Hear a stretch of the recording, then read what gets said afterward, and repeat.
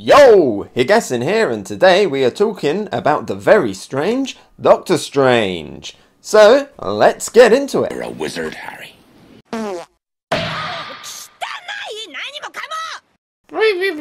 So, Doctor Strange, our first introduction to the more mystical, magical side of the MCU, and boom, we get put straight into it straight away. We get to see the main villain of the piece, Caecilius. He's going after these pages, these forbidden texts. My chair's squeaky. I need to get a bit of magic on that. So what was I saying? Oh yes. So Caecilius, he nicks these ancient pages, and it's all right. Caecilius is he's not my favourite villain, to be honest, of the MCU. He's very much a puppet master for the main villain that we'll get to later on in this film. But he does bring with him quite a lot of good action, so he's got that going for him. Later on he gets like those weird eyes, those weird like purple eye things, and it looks a little bit too CGI. He looks a little bit weird, and it looks like he needs a little bit of moisturiser. But apart from that, yeah, he's alright. I like the fact that here at the beginning he's beheading that librarian, so you just see that he's straight away turned from Cumberbatch, but at least he has the consideration to put a bucket there to catch the head in. You know, he doesn't want to get blood on the floor, so I give him one little good point for that. Anyway, he doesn't steal the book, but he just steals a couple of pages from this ancient text. Maybe later on we see that them books are actually a little bit too easy to take. Maybe chain them up a little bit better, you know? But yeah, from here we get straight into the kind of the general look at the film. We see what the magic looks like with these fiery spark effects, and I really like that. And we get into like how the actual fights are going to be, where all of like the buildings and stuff are like Inception style moving around, and that's really, really cool. Really great visual effect. I like how the buildings are like folding in on one another like multiple times for infinity, to show the fact that it's like multiple different dimensions and realities all stacked on top of one another. That's really cool. We get into a much better one earlier on. This is just like a little tease, but it very much sets up the visual style of the film. And then from here we go and we meet the main star of this, Dr. Stephen Strange. You see that he's a surgeon, and you see straight away that he's a very, very good surgeon, able to perform with music playing and guessing all of the music. At first I'm like, oh, this guy's pretty cool, this is pretty cool. Then very, very quickly I'm like, nah, he's a dick. Because after this, he has to then save another patient who's got a bullet in his head, who was going to be condemned dead, but he realises that he can get it out, and he's just shoving it in this other doctor's face. And you start to see that this guy, he's a little bit like an early Tony Stark. Tony's stank. He's got a massive ego, probably an even bigger ego. He's all about himself, and I'll be honest with you, he's not that likeable of a guy. We later see him driving, and he's getting all of this information about clients and stuff, and we see that, you know, he's only doing this for prestige. You know, he wants to get a job that makes him look good. One of them is a hint to Rhodey. So obviously this film takes place after Civil War, which then always makes me question, why was Stephen Strange on Hydra's hit list way back in Winter Soldier? You know, at that time he was just a really good surgeon. What did they expect him to do? Be like the superhero that goes onto the battlefield and does surgery on people and stuff? I don't quite know why he was on the hit list there. There was no way of knowing that he would become the magician that he's later going to become. And I do actually wonder how much S.H.I.E.L.D. and Hydra know about the magical side of the MCU. It's never really brought up. It always seems like a bit of a surprise in the later films where they go to the sanctum and stuff. So I do wonder how much they actually know. So anyway, he's looking at these files, and he gets in a car crash, and he completely loses his hands. I mean, he still has them, but they are messed up. You know, he can't stop shaking, and for a surgeon, that is the end. So he goes on this like kind of desperation thing. He's pretty much spending all of his money to try and get the best procedures to get his hands back. And he's not very sympathetic here, because he is being such a dick about it. The main scene where I'm like, I really don't like this guy, is when he completely turns on his friend who's trying to help, and his ex-girlfriend, Dr. Palmer. I do like Dr. Palmer. She is night nurse, but she isn't night nurse. But she basically is night nurse without the night nurse label attached to it. But she's really cool. I do like their dynamic. Later on in the film, when Doctor Strange gets his powers and stuff, and she sees his powers, she kind of believes it quite quickly. You'd think that you'd see a guy astral projecting around the thing looking like a ghost. You'd be like, oh god, I'm hallucinating, I need to go lie down, this is crazy. But she believes it pretty quick. I guess maybe this is a world where aliens invaded New York, so stuff like this must be a little bit more acceptable. You got a Spider-Man and that swinging around. Big fan of Spider-Man. Yeah, we'll talk about it later. Just... Hey, everyone. Good job. But yeah, from here, the film very, very quickly gets to the main point of the film, and that is the fact that Stephen Strange, he has nowhere else to turn, so he goes off seeking alternative medicines, an alternative way to heal himself, and he ends up at Cumberbatch. And this is where the film really gets going, and where I really start to pick back up again and start enjoying this film, because I love the first introduction to Cumberbatch and the Ancient One. The Ancient One is such a fun character.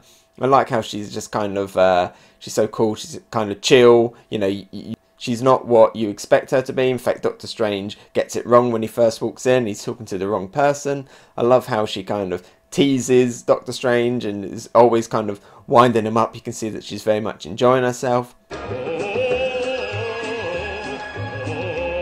And then of course we get that amazing trippy scene, the second big trippy scene of the Marvel Cinematic Universe, the new thing that they seem to love doing, and that is incredible. In the IMAX, this was like the highlight of the film. Looks so good. Not quite sure about the creepy hands scene, but everything else was amazing. It's probably the best way to introduce this kind of mythical, interdimensional side of the MCU. I can't think of a better way to do it. They kind of did it the same with the quantum, They kind of did it the same with the quantum realm in Ant-Man, where, you know, just throw you into it and you just be immersed in it and you get to an idea of what it's like. They did it here and it was great. Rewatching it again on a much smaller screen wasn't as impactful as when you get to see it in the cinema in IMAX, but it's still really good visual scene. And then we get into like the training stuff with Doctor Strange.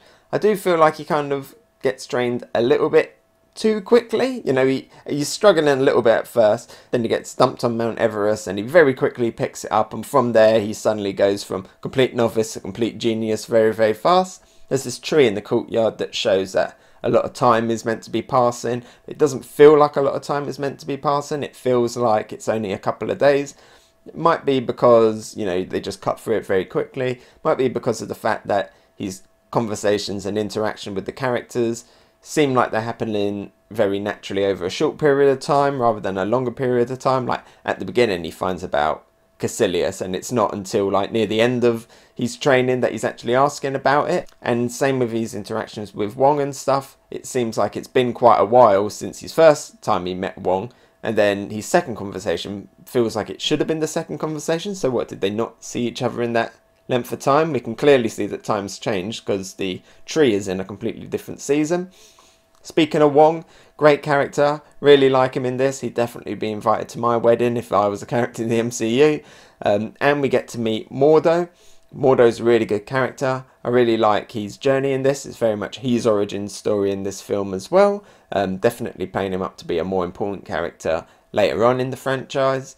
I like the fact that at the beginning he's very loyal, very dedicated to the Ancient One and Cumberbatch, and you know, he very much supports Strange and believes in him. Then towards the end of the film he gets, you know, very hurt, he feels betrayed, and we get to see that switch in that character. So he's a very interesting character. We also here get the origin of the goatee, and we get the time stone, and we get to learn more about these ancient texts. It's good to see Doctor Strange borrow the time stone and actually use it. The effects on using it is really, really cool.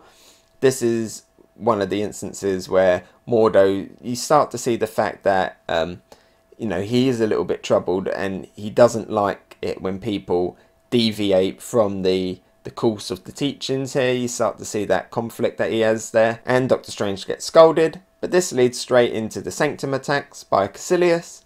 Pretty cool. I do always wonder, you got these great big sanctums, why don't you only got one staff member each? Maybe have a few more in there. But it gets attacked and we get into this great little scene where Doctor Strange is trying out his powers and stuff.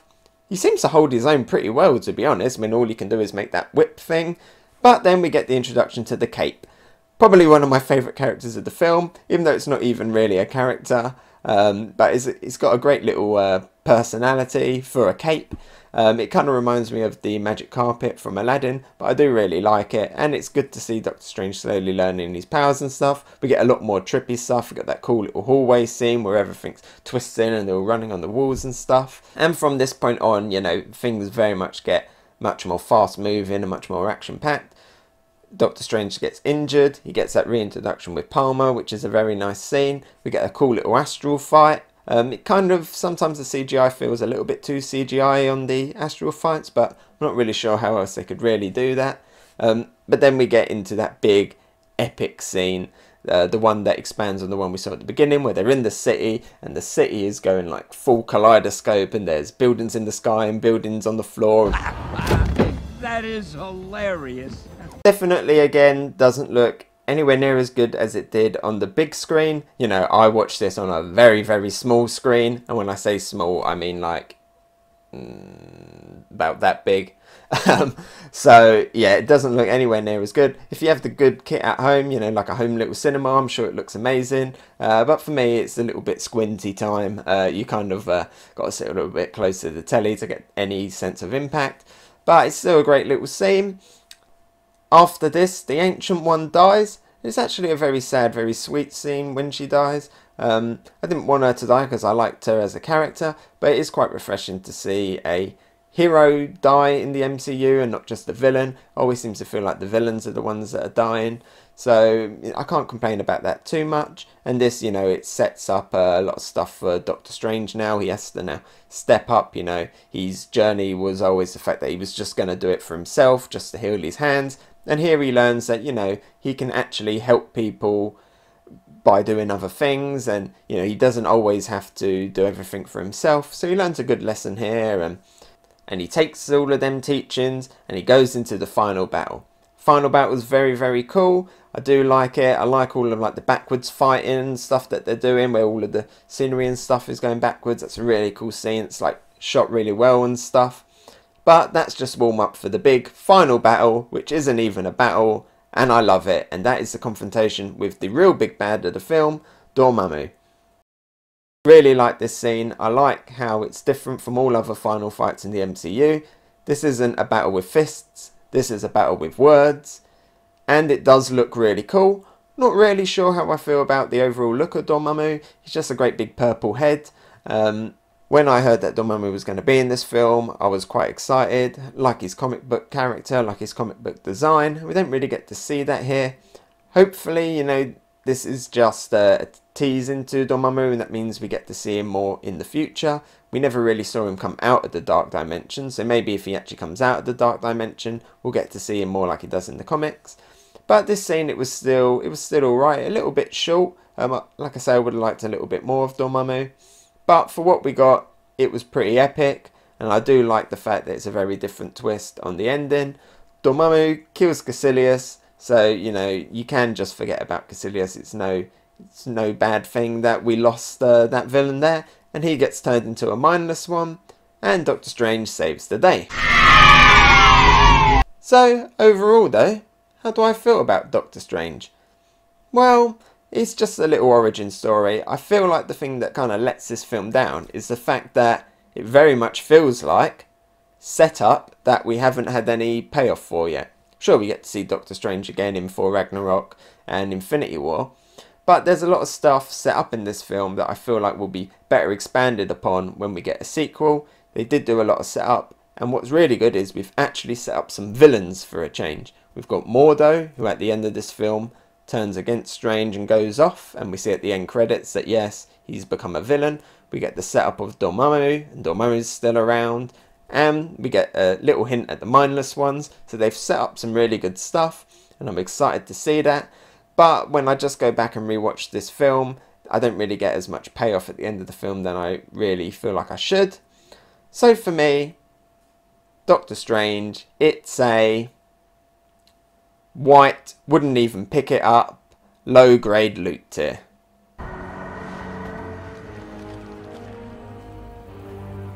Hegassen, I'm here to bargain. But for me, Doctor Strange, it's a white tier.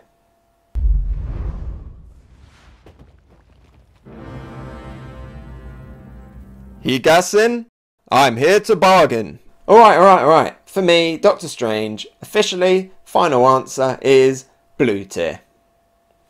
Yep, blue tier. It's a film that's enjoyable, I like it, but I don't go back and rewatch it that much. So it's not the best, it's not the worst, and it definitely would do better with a sequel. But overall, as an introduction into the more mythical side, it did a really good job. It did set up some really good characters, and more importantly, it did set up some really good, hopefully some really good villains. So yeah, Doctor Strange, it's a good start, but let's see more. See more! Hey, so thanks for watching. What did you think? Let me know about it in the comments below. And if you enjoyed my video, maybe give it a like, and if you really liked it, why not subscribe? You can follow me on Twitter, Instagram and Twitch.